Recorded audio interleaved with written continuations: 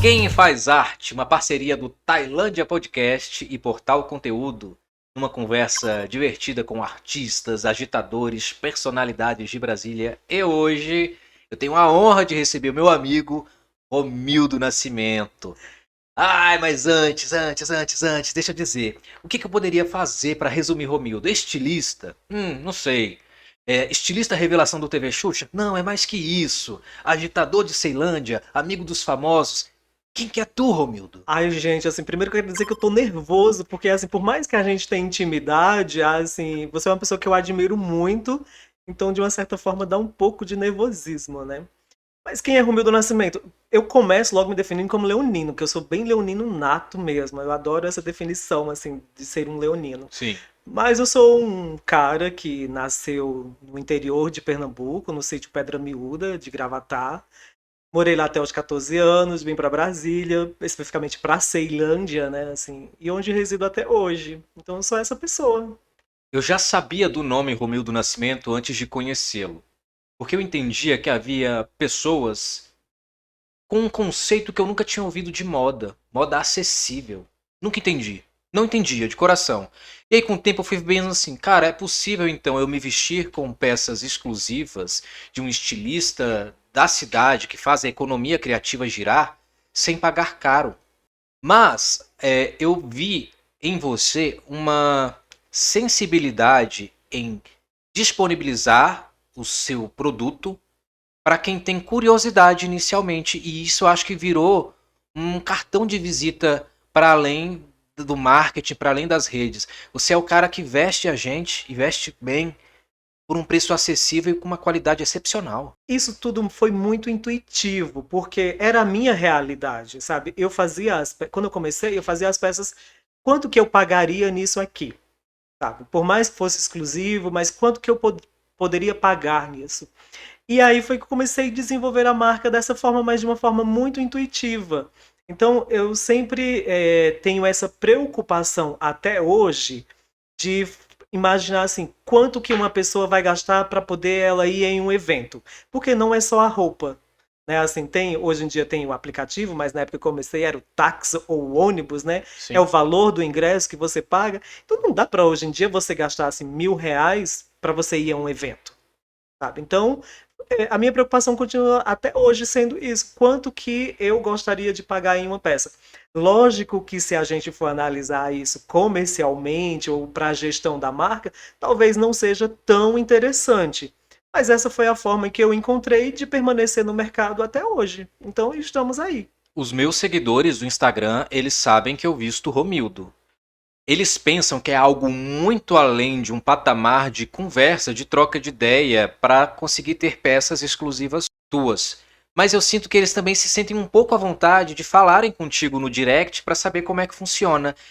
Como que é essa abordagem? Como que se chega ao Romildo Nascimento para começar a entrar nesse universo da moda acessível, exclusiva e produzida na periferia?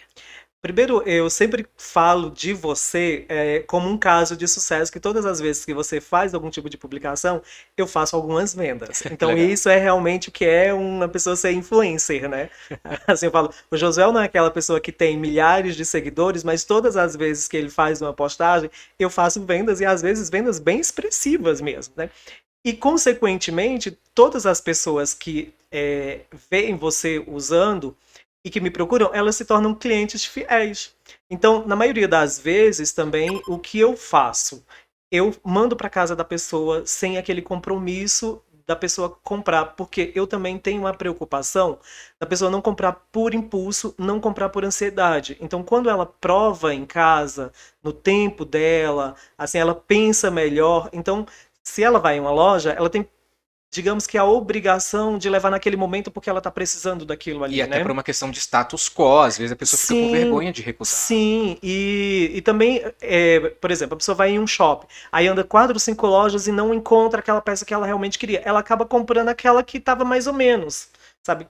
Ela não gostou tanto, mas ela está precisando naquele momento, ela leva. Quando eu mando para casa das pessoas, eu sei que muita gente gostaria que eu tivesse um espaço onde eu pudesse receber as pessoas, onde que talvez isso aconteça em breve, mas no momento Eu prefiro esse tipo de venda onde as pessoas não tenham ansiedade na compra, ela não compre por impulso, e eu sempre falo assim: você realmente precisa? Porque o, a venda, você pode comprar até o estilista, se quiser me comprar, eu tô à venda, mas você não precisa, né? Então, na maioria das vezes, isso faz com que também eu fidelize os clientes, porque eles sabem que eu não tô ali batendo carteira. Eu não tô ali para tirar o dinheiro dele igual muitas lojas fazem, né? Assim, quer vender cada vez mais.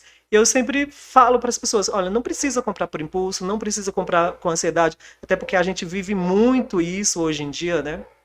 Então, eu Você, tenho essa preocupação. você me faz lembrar de um modelo de venda de roupas que foi muito comum nas periferias, e eu falo da minha família. A minha avó, ela tinha mania de, em Samambaia, selecionar um dia em que todos nós iríamos numa vizinha revendedora de roupas, que tinha condições de buscar as peças em diferentes locais, para que a gente se vestisse. E eu nunca me senti feliz, por mais que eu soubesse que minha avó fazia isso por muito amor a todos os primos. Porque a gente tinha que se vestir igual. Eram lotes da mesma roupa, e como eu era pequenininho, sou um homem pequeno, sempre tinha que fazer barra, mexer no cós, era sempre uma novela. Então as minhas roupas sempre pareciam roupas do pai, porque não tinha um padrão específico. Mas isso era muito comum nas cidades de periferia, de você levar, tem uma vizinha que tem diferentes peças, e como já teve o trabalho de ir, já teve o trabalho de provar, não levar, ficava num lugar meio chato pra avó. Então, muito da minha infância foi usando roupa sem ser de loja nesse formato, de pequenos brechós ou de pequenas revendas em Samambaia. Eu só fui começar a me vestir de uma maneira que eu me senti representado por aquela peça, que aquilo me representava, aliás, depois dos 30. Depois dos 30, porque para mim o senso comum da loja do departamento era o que havia de possibilidade. E ela era tão cara quanto te conhecer e ver que era possível ter outras maneiras de viver uma experiência de vestimenta, de viver uma experiência de se colocar para a sociedade com aquilo que você usa. O que você usa também é você. Assim, você falou isso e me veio uma memória afetiva que quando eu morava no sítio lá, minha mãe ela trabalhava e a gente comprava roupa, ela comprava roupa pra gente 2 vezes no ano, que eram 5 filhos, então ela comprava pro final de ano e comprava pro São João, né? Porque lá no Nordeste, assim, no São João você tinha que ter uma roupa nova. Então ela ficava 6 meses pagando a que comprava em dezembro até junho, e em junho comprava para terminar em dezembro, que era 2 roupas para cada filho por ano. Aí eu tenho umas tias que já moravam aqui e elas mandavam algumas peças para lá também. E essa loja lá em Pernambuco, ela não existe mais, mas era Magazine Bitonho. O nome do cara, o sobrenome dele era Bitonho. E eu com 11 anos, eu comecei a estudar na cidade. E o Bitonho, ele era tão incrível que eu chegava lá e falava assim: "Ah, eu vou comprar isso aqui porque minha mãe autorizou". E ele deixava a gente levar. Acontecia muito no Tagua Center com a loja do Zé do Lino. Zé de Lino. Zé de Lino era um amigo do meu avô. E se chegasse qualquer primo, falasse assim: meu avô mandou comprar um short. Meu avô já tinha uma caderneta. E aí, sei lá, uma vez a cada não sei quantos anos, o meu avô acertava tudo com o Zé de Lino. Exatamente. Aí quando minha mãe ia lá fazer o novo crediário, pagar a mensalidade daquele mês, aí ela acertava. E eu lembro que quando eu vim pra Brasília com 14 anos, eu inventei de comprar uma calça jeans, assim, tipo, de uma marca da época, e custou R$ 36. Assim, quando a minha mãe soube que era 6 vezes De 6 de reais. R$ 6, ela ficou chocada, sabe? Porque um filho só tinha comprado uma calça de R$ 36. Isso em 94, tá, gente? Claro Que que era valia uma um a um. fortuna, sabe? Era como se fosse, eu acho que talvez hoje, Talvez uns 500. 300, 500, né? Eu acho que nessa faixa de entre 300 e 500. Mas eu vim pra Brasília já com uma calça jeans top.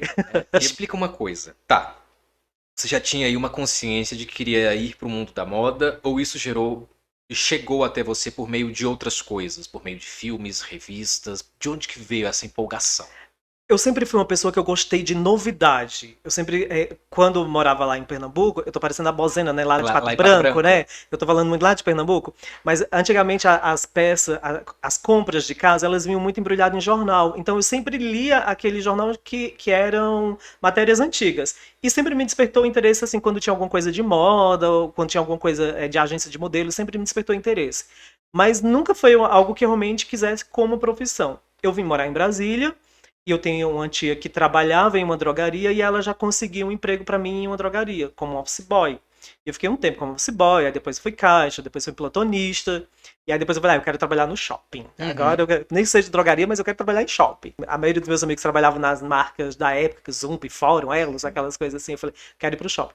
Quando eu fui trabalhar no Conjunto Nacional, em uma drogaria lá, drogaria é o único estabelecimento comercial onde ele não separa pessoas por classes sociais, né? Todo mundo entra, que seja para comprar um comprimido básico ou comprar um produto mais caro. E principalmente no Conjunto Nacional, onde pegava gente de todas as regiões administrativas, o pessoal que trabalhava na esplanada. A gente atendia muito ministro na época, e eu falei, eu vou estudar teatro para poder me comunicar melhor. Aí eu fui estudar teatro. O primeiro curso de teatro que eu fiz foi no Sesc, em Taguatinga. Aí depois eu fui pro Ducina. E aí foi no Ducina que, na época, tinha cursos de moda, que era curso de extensão que era dado pelo Luiz Cocai. E aí o Luiz, ele viu uns desenhos que eu fiz para figurino, lá no Ducina, aí ele falou assim, olha, você tem bastante informação de moda, eu acho que você deveria começar no curso de moda aqui também. Que eram cursos básicos, não era nível superior, não. E aí foi quando eu comecei a fazer alguma coisa na moda, que começou também a surgir os concursos de moda daqui de Brasília, tanto o Capital Fashion Week como um evento que tinha no Brasília Shopping também. E aí eu comecei a mandar para esses concursos. E aí foi no concurso de 2005, foi a primeira vez que eu mandei. Aí não fui selecionado, mas o evento ele era muito bacana, que ele chamava as pessoas que não tinham sido selecionadas e eles explicavam o porquê que você não foi. E eles falavam, olha, a gente viu aqui que você é uma pessoa que tem um futuro promissor na moda, mas ainda não está preparado. Então, assim, tenta se preparar para que você participe no próximo ano.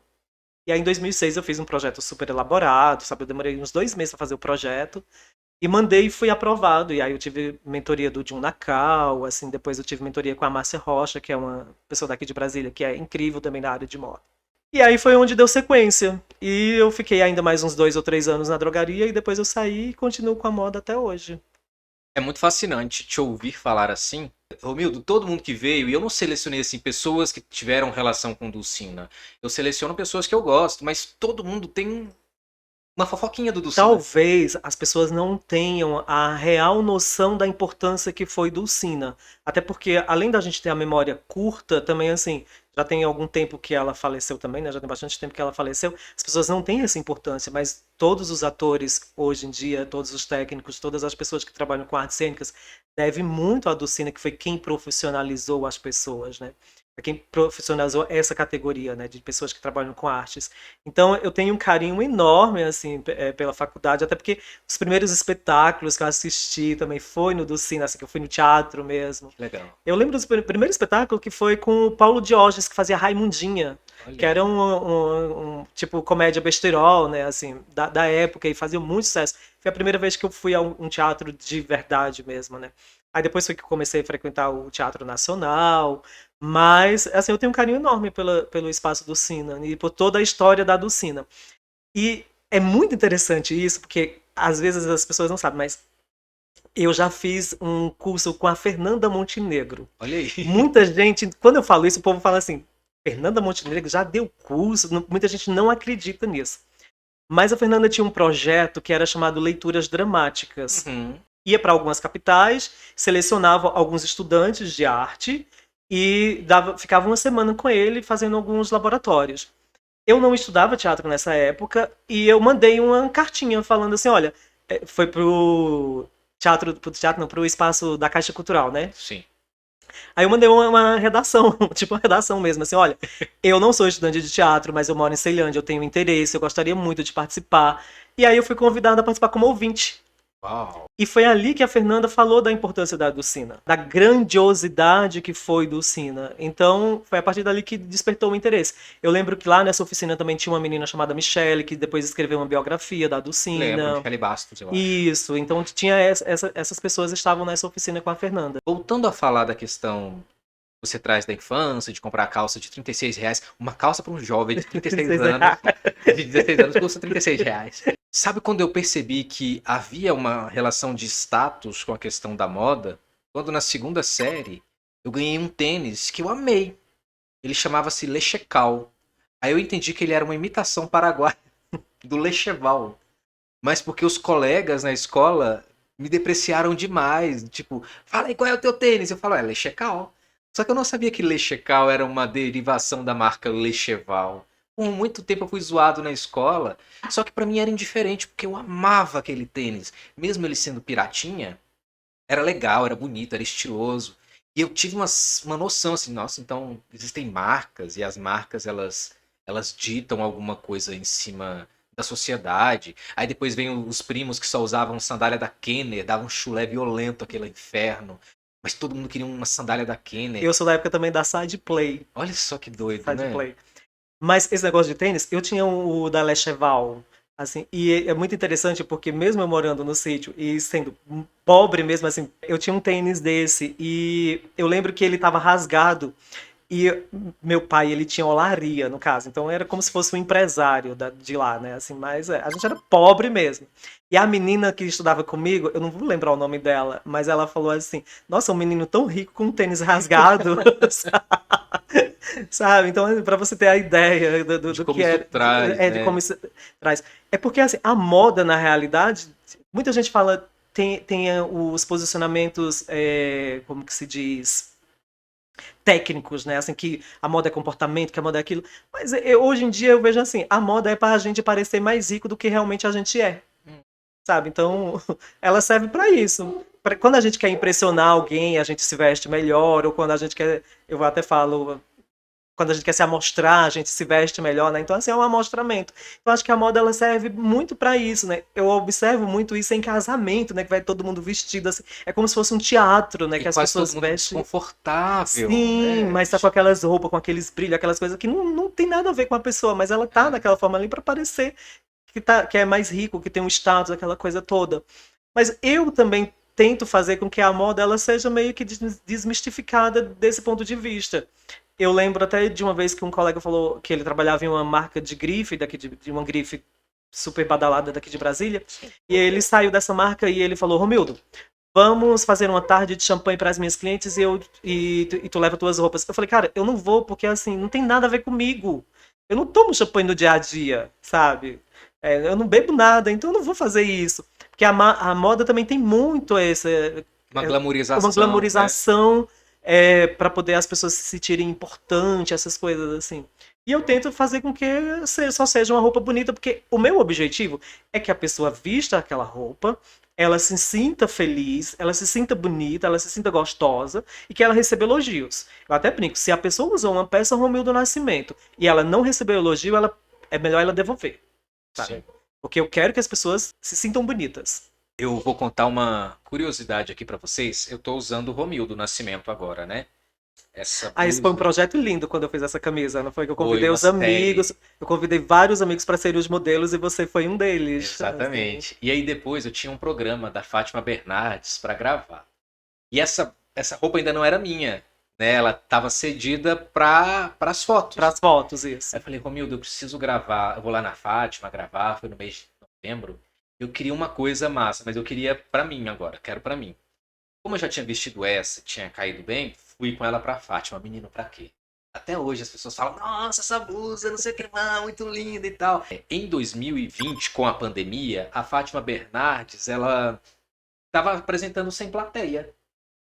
E teve um quadro no programa dela para pessoas mandarem fotos e vídeos para virarem um totem, uma foto em alta resolução para serem um totem do programa de Fátima. E a produção me liga, fala que para lançar esse quadro teria que ter alguns parceiros que já mandassem fotos para eles dizerem, ó, oh, mande também seu e-mail com uma foto em alta resolução. E eu escolhi, cara, eu acho que eu tava com essa calça, não sei se vocês conseguem ver, eu tava com essa calça e essa blusa. Aí eu mandei um totemzinho deste ensaio, né? Eu mandei um totem desse ensaio, é uma foto, aliás, e virou esse bendito totem. 3 meses eu tendo que ser um assessor de moda do Romildo. Explicando pra todo mundo, sim, é uma peça do Romildo Nascimento. Sim, sim. Porque as pessoas que estudaram comigo na segunda série tiravam foto da TV, porque aparecia o boneco todo dia, né? Só que nunca passava na TV. Sempre mostrava eu lá sorrindo com a foto de Romildo. Então, foi um comercial de Romildo durante 3 meses, velho. Não, e isso é interessante porque, assim, eu também gosto de fazer peças quase que exclusivas, digamos assim, né? Que é no máximo 5 peças de cada tecido, de cada cor. E aí todo mundo via você e mandava mensagem, né? Eu quero essa camisa não tem mais, assim, ela é exclusiva. Essa daí eu acho que eu só fiz 4 dela, sabe? E durante esses 3 meses, assim, muita gente ficou com raiva, né? Porque queria as peças e não tinha. Isso é uma estratégia que eu faço. Eu sei que muita gente reclama, mas até hoje eu prefiro, porque Brasília é muito pequena, assim, as pessoas acabam frequentando os mesmos lugares, né? Por mais que tenha uma grande quantidade de pessoas, mas frequentam os mesmos lugares. É. Então eu prefiro fazer quantidades pequenas. Então essa foi uma peça que me deu bastante trabalho por conta desses 3 meses que ficou no ar. E que nos deu sorte também, Nos deu né? sorte, Nos nos deu deu sorte. sorte. Depois de 3 meses, que foi passar na televisão um vídeo que eu tinha mandado, que era um vídeo falando de arte e educação. Eu sempre levava meus alunos para gravar em Fátima e, por consequência da pandemia, não levei. E o vídeo era para falar sobre isso, mas eles seguraram o vídeo para um tema que eu vou entrar agora. Porque Xuxa Meneghel tinha saído da Record e tinha voltado para Globo. Não voltado para Globo, ela estava livre. E eles sabiam que eu era fã da Xuxa, que eu tinha alguma relação, porque gravei muito programa da Xuxa na adolescência, não, já na juventude. Falaram, não, a gente quer que a Xuxa assista o seu vídeo, pra gente lembrar uma entrevista que você já deu com a Xuxa aqui na Fátima, para que ela tire uma foto com o seu totem. Eu falei, cara, o totem do Romildo, a roupa de Romildo, teve mais sorte do que eu, porque a Xuxa tirou uma foto imitando esta roupa, né, imitando a posição dessa roupa. Isso foi uma comoção nas redes sociais, você não tem noção. Mas essa é a minha história com Xuxa Meneghel. Qual é a tua história com a Xuxa Meneghel? Ai, gente, então vamos lá, vamos voltar para os anos 80, né? Porque assim, na minha casa não tinha TV. E eu ia para casa da minha vizinha chamada Zuleide, que até hoje assim eu tenho muito carinho por Zuleide e toda a família dela. Assim, e eu ia para casa dela para assistir Xuxa. E ali naquele lugar era a única pessoa que dava era meio que fosse um coach da época, né? Assim, tudo que você quiser, você vai conseguir, sempre com palavras de apoio. E eu me apegava muito àquilo. E eu lembro que na época também ela lançou um projeto chamado Amigos da Natureza, que nem se falava de meio Tinha ambiente, de nada, carteirinha. tinha carteirinha. Eu mandei a cartinha e chegou a carteira de identidade lá de Amigos da Natureza. Eu morando no sítio, sabe assim, chegou essa cartinha. Sonho Que sempre ia vem pro pra quem correio da sonhar mesmo. cidade, ia pro correio da cidade e minha mãe foi lá pegar, né? Assim, e eu ia pra beira do rio para proteger os peixinhos, aquela coisa. Então, até hoje, sabe assim, eu sou bem amigo da natureza mesmo. Eu quero eles lá preservados no lugar deles. Não mexo com nenhum deles, assim. E aí, anos depois, né, começou a ter o concurso de estilista revelação no programa da Xuxa. Muitos anos depois. A gente não tá Muitos anos falando depois. E, assim, isso foi nos anos 80 e o programa foi nos anos 2010, no caso, que isso. começou. E aí eu mandei projeto 2010, 2011, 2012. Não, 2000, eu mandei 2009, 2010 e 2011. E aí 2012 foi que eu fui selecionado. Era recorrente, então, esse Era quadro? recorrente, ele durou, acho que ele durou 4 edições, ou foi 3, eu não lembro exatamente, mas eu mandei 3 projetos e no terceiro foi que eu fui aprovado. E era um reality que a gente era 10 estilistas e assim era muito bacana porque eu cheguei aí à final, eu fui semifinalista, no caso. Então essa foi a minha história pra Xuxa. E eu tive essa oportunidade de contar isso pra Xuxa, assim, que na minha casa não tinha TV, eu ia pra casa da vizinha pra poder assistir. E foi muito emocionante. E é muito interessante porque isso já tem mais de 10 anos que aconteceu e até hoje as pessoas lembram disso com muito carinho. Fala, ainda bem que eu associei a minha imagem à Xuxa, porque se fosse uma coisa negativa, eu acho que Tipo as a pessoas Mara. iam... Não, para que eu também sou curumim. Assim. Daqui a pouco a Mara processa a gente. Não, deixa a Mara Tá desse quietinha nível. lá, assim. Mas vamos combinar? É lindo ver a sua desenvoltura no palco do TV Xuxa, para além das nossas brincadeiras com a Xuxa Meneghel. Você dominou o palco, você brincou lá no estúdio. E a gente sabe como que era restrito gravar o programa da Xuxa, né? Você podia fazer tudo, menos chegar perto da Xuxa, era toda uma restrição de tudo. Você estava dentro de um reality e tem um momento, no YouTube tem isso. Os programas que você participou, que você tá livre, você tá de boa, você tá se divertindo, mesmo com nervosismo. Você tá fazendo o que você sabe fazer, que é moda. Quando eu entrei no programa, eu até falei assim, gente, eu posso ser eliminado no primeiro, porque eu já realizei meu sonho, que era conhecer a Xuxa. Só que aí os meninos começaram, os outros estilistas, eles começaram a usar isso como argumento. Ah, o Romildo pode ser eliminado, porque ele já conheceu a Xuxa, ele só veio aqui pra conhecer a Xuxa. Então, mas voltando a esse assunto que as pessoas têm muito carinho com isso, outro dia eu estava na parada de ônibus no centro da Ceilândia, chegou uma mulher e falou assim: ele tocou na rainha. Eu fiquei vermelho, sabe? Assim, as pessoas estavam na parada sem entender o que era, né? Assim, talvez a Rainha Elizabeth, alguma coisa assim. Não, ele tocou na rainha, ele tocou na Xuxa. E eu morrendo de vergonha. Mas assim, ela veio com tanto carinho, sabe? Sim. Que as pessoas têm. A Xuxa, ela tá nesse imaginário das pessoas até hoje. Mas dentro do programa, assim, era muito tenso, mas eu estava muito feliz ali de estar ali, sabe? De poder imaginar, assim, uma pessoa que eu acompanhava desde criança e estar ali participando do programa, sendo que na minha casa nem tinha TV e depois eu estava participando do programa. Então, assim, foi muito gratificante. Sem falar, assim, que a produção também foi muito generosa, porque no primeiro programa eles foram lá em Pernambuco, conversar com os meus pais. Então, os meus pais, eles tiveram participação no primeiro programa. E como eu fui para a final, eles levaram meus pais para a final. Então, assim, teve uma comoção muito grande. E eu acho que também, assim, Brasília abraçou muito esse projeto, sabe? Porque eles viam que era uma coisa muito importante para a Ceilândia, né? Que era um É. estilista da cidade, dando visibilidade para a cidade de uma forma muito positiva. E a Globo Brasília também abraçou isso, principalmente a Márcia, o Isaac, né? Assim, abraçou isso de uma forma muito carinhosa também. Então foi um momento muito importante. Mas eu até brinco que as pessoas lembram isso com tanto carinho que parece que eu sou aquele artista de uma música só, né? Assim, Sim. que. Tipo, Como se essa fosse a única parte da biografia, embora isso seja uma parte seja muito muito forte. importante. E eu sei que as pessoas lembram disso, mesmo uma trajetória que já vai completar 18 anos. Quando você cita Márcia Bitsak, porra, teve um Globo Comunidade teu, velho. Cara, assim. Mas a Márcia, ela tem uma participação anterior a isso. É? Assim, porque uma vez teve um evento aqui em Brasília, que foi o ano do Brasil, Japão no Brasil, uma coisa assim, e eles trouxeram o estilista Kenzo Takada, que era um dos fenômenos, quer dizer, era um dos estilistas mais conceituados no mundo, e ele veio a Brasília para conhecer o trabalho dos estilistas locais. Uhum. E quando ele viu meu trabalho, assim, ele se encantou e ele trocou a roupa que ele tava, que era até um Uau. Dior e ele tirou e vestiu a camisa. E a Márcia estava presente nisso, sabe assim? Então, a Márcia tem essa história antes do Estilista Revelação, porque ela sempre acompanhou o Capital Fashion Week. Então, já tinha feito algumas matérias falando do Capital Fashion Week, então a gente já tinha uma certa intimidade, porque eu acho que o diferencial da Márcia no meio jornalístico é que ela faz com que a gente se sinta especial. Sim. Pode ser qualquer coisa assim que a gente nem imagina, mas ela faz com que a gente se sinta muito especial. E foi naquele momento que ela resolveu gravar o Globo Comunidade. Então eu tenho um Globo Comunidade só meu, mas vão lá no Globoplay que Tem tem sim. esse especial e também tem todos os episódios do Estilista Revelação. Quando eu fui trabalhar na Globo, eu já mandava release de espetáculo para Márcia há muito tempo, para divulgar a Paixão do Cristo Negro, para divulgar os espetáculos da Fábrica de Teatro. E quando eu entro na Globo, eu fiquei com muita vergonha de falar com ela. Tipo assim, de falar, ei, eu já mandei um monte de e-mail para ti. Demorou, assim, meses para eu ter coragem de falar, eu te mando uns e-mails de vez em quando, até a gente começar a ter uma proximidade. Mas essa permissão da proximidade, ela sempre existiu. É porque foi uma caraminhola da minha cabeça de pensar que tinha que ter um outro tratamento até a gente se comunicar. Márcia foi minha chefe na agenda cultural. Eu sei de divulgação de produto artístico hoje, foi vendo ela trabalhar e tentando minimamente fazer algo parecido e algo tão legal quanto.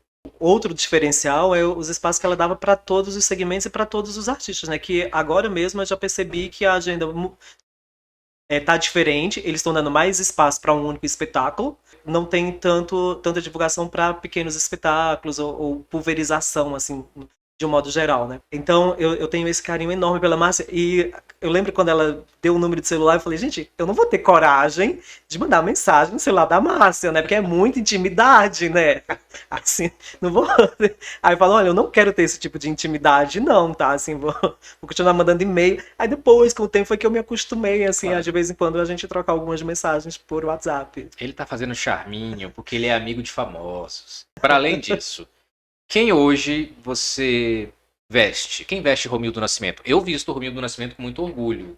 Tanto que 3 programas aqui do Tailândia Podcast eu tô usando o Romildo. Olha, gente, eu não tô patrocinando, tá? Ele tá fazendo isso, assim, com muita gentileza dele. Não, é porque eu sinto muito orgulho de estar bem. Eu fico tão feliz com isso. E você fez essa pergunta, quem usa Romildo Nascimento? Esses dias eu tava conversando com um amigo, o Kleber Nascimento, que ele é meu cliente desde o meu primeiro desfile. eu tenho muitos clientes que são assim. Então, ele, o Glauter, o Marcos, o Marcelo Caio, que é meu melhor amigo, eles sempre compram, assim, o Bruno Feitosa também, o Thiago Correia. Então tem uma série de pessoas que me acompanham desde o início. E aí eu fiquei me pensando, né, assim, gente, qual marca você é fiel durante 16 anos? Sim. Talvez um banco. Mas marca de roupa é difícil você ser fiel durante tanto tempo. E essas pessoas estão comigo até hoje. Eu sou muito grato por ter essas pessoas que viraram amigos, são clientes, mas viraram amigos. E eles que, de uma certa forma, é que sustentam a marca. Né? Eu fiz uma viagem recentemente a Buenos Aires e pedi socorro pro Romildo. Sou rico não, tá, gente? É pedir socorro no sentido assim, cara, vamos, me ajuda aí. Eu preciso de peças novas tuas, vou comprar. Mas eu sempre viajei com cara de menino viajante. Eu tô com 36 anos, eu acho que precisa ter uma outra cara nas minhas fotos, precisa ter uma outra cara nos meus vídeos. Não que isso seja uma necessidade, mas eu senti uma vontade de estar diferente, de estar mais maduro. E aí eu pedi socorro pra Romildo e falei, cara, me ajuda aí, eu vou passar tantos dias. Lembra disso? Lembro, sim. Eu quero me vestir de tal maneira, mas eu preciso saber o que eu levo. Tá verão, tá quente, mas eu quero usar você porque me deixa confortável andando na rua. E aconteceu exatamente isso que ele fez. Ele levou um monte de peça, porque eu quero essa, quero essa, quero essa. Ele falou, José, você não vai usar, você nem precisa. E esse filtro também foi um start que eu não tinha. Eu, tipo, olho uma foto dessa. O Romildo, ele atravessa diferentes estações. Ele faz desde roupa para banho, né? Sunga, todas essas composições, até uma roupa mais formal. Isso é muito bacana, é uma versatilidade incrível. E uma forma também, assim, de estar se reinventando, né? Assim, de você sempre gerar novidades também. E as pessoas geralmente eu faço também porque as pessoas pedem muito, né? Romildo faz sunga, Romildo faz isso, Romildo faz aquilo. Então eu sempre busco assim, o período tá mais quente, então eu vou trabalhar com as peças mais leves, com moda praia. Aí agora, chegando no inverno, vou trabalhar com as jaquetas, porque eu acho que as pessoas conhecem muito o meu trabalho por conta das jaquetas também, né? Que são as peças que eu mais adoro fazer, assim. E elas têm uma coisa estética muito à tua cara, né? Muito o que você Tem, propõe. tem, assim, é um trabalho bem artesanal mesmo, assim, que às vezes tem peça de ficar uma semana para poder ficar pronta. Eu gosto muito. Então eu sempre tento me reinventar também, assim, para poder permanecer no mercado, porque durante esse período todo as pessoas também enjoam, né? Quem mais da tua área tu admira? Cara, tem tanta gente, sabe, assim, que eu admiro, porque por exemplo, a primeira pessoa que eu procurei quando eu comecei a fazer moda foi a Fernanda Ferrugem. Sim. Que é assim, que ela tinha um espaço no Guará e ela falou assim: olha, se você quiser vender suas peças aqui, eu nem sabia nada de moda. E ela já abriu o espaço, sabe assim, olha, se você quiser vender suas peças aqui, quando estiver pronta, pode vender. Sabe? Eu falei, gente, essa pessoa é louca, né? Porque nem sabe o que eu vou produzir. Então tem ela, tem a Sandra Lima, que eu adoro, assim, a Sandra é uma pessoa muito especial na área da moda, mas é uma amiga querida também. Tem a Romilda Gomes, tem a Woz, tem a Mabel, tem o pessoal do Sindivest também, assim, que eles me dão muito E apoio. vocês trocam A figurinhas. gente troca figurinhas sempre, assim, e agora também tem os parceiros, como a Santo Bataclan, que revende as minhas peças. Você sabe que eu usei uma camisa de Fernanda Ferrugem 10 anos, ela ainda existe, ela ainda cabe neste corpinho. Eu só não uso mais porque eu acho que eu já gastei todas as fotos possíveis e todos os cenários possíveis, que é uma blusa com um tecido tecnológico, aquele que deixa sempre uma temperatura certinha do seu corpo. Ela tá lá em casa linda no cabide. Eu não uso porque eu não tenho mais cenário pra usar. Um grande problema das redes sociais é isso, né? Assim, que antes a gente não se mostrava tanto com as peças, né? E hoje em dia a gente. Hoje mesmo eu vesti uma camisa, eu falei, gente, mas eu já fiz, já recebi um prêmio com essa camisa, eu já fiz foto pro Correio Brasiliense com essa camisa, eu não vou usar no podcast, vou com uma coisa mais básica, sabe? A gente tem essa preocupação também, mas a gente tem que ter consciência também e repetir sem nenhum tipo de constrangimento, sem nenhum tipo de Sim. problema. Eu E uso eu por fico, 15 anos. e eu fico muito eu uso até acabar, depois vira pano de chão. Nas minhas peças não vão pra brechó, tá, gente? Para além da moda, você também é bem pauteiro de telejornal, hein? O Romildo ele se relaciona com muitas estações, são muitas camadas. E como você mora em Ceilândia, você também faz com que a sua cidade seja notícia.